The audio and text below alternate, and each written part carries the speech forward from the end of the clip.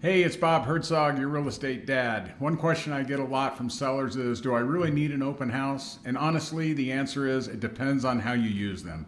Some agents treat open houses like a mandatory weekly event, others skip them entirely. I want to walk you through how we actually use them and why. We call it a listing launch. A home shouldn't just quietly show up on the market one day. It should launch. So before a home ever goes live, we usually take 2 or 3 weeks to get everything right. First, we get the home show ready. That means handling any cosmetic touch-ups, repair issues. If staging would help, we bring in our in-house staging consultants. Then we bring in our professional photographer and videographer for interior and exterior shots, plus drone photos. We shoot the interior during the day, and we shoot the exterior and drone shots at twilight, especially for homes with great landscape lighting or mountain views. Twilight shots make a home shine in a way that daytime photos just can't. Once the photos are ready, our marketing team gets to work. Social media posts, paid ads, YouTube advertising, and an email blast to our entire buyer database of over 10,000 potential buyers. Here's a part a lot of agents skip. We send postcards to the nearest 250 neighbors, inviting them to a sneak peek before the home opens to the public.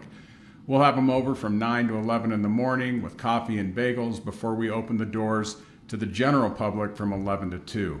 Why do we do this? Because neighbors often know someone, a friend, a family member who's been wanting to move into that same neighborhood. Giving neighbors a first look turns them into part of our marketing team, whether they realize it or not. So what are the real advantages of an open house done this way? It builds genuine buzz around a new listing. It turns neighbors into referral sources. It gives buyers who like to browse on their own time a low pressure way to see the home. And it signals to the market that this home is active and being promoted the right way.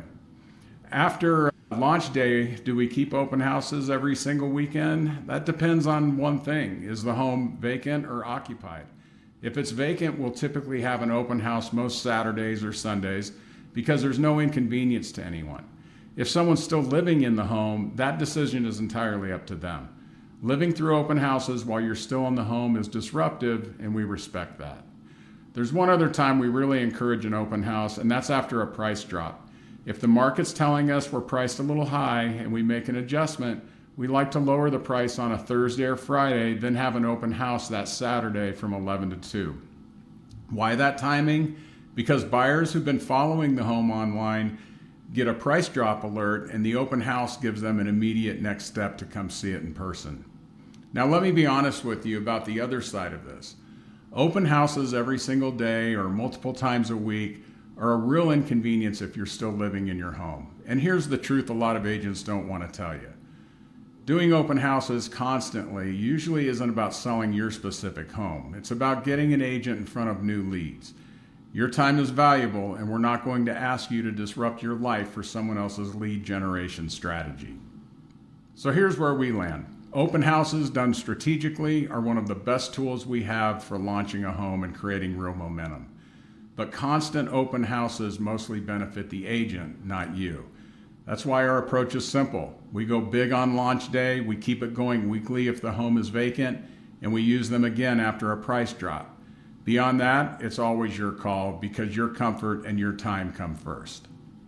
I'm Bob Hertzog, your real estate dad, and I'll see you around the neighborhood.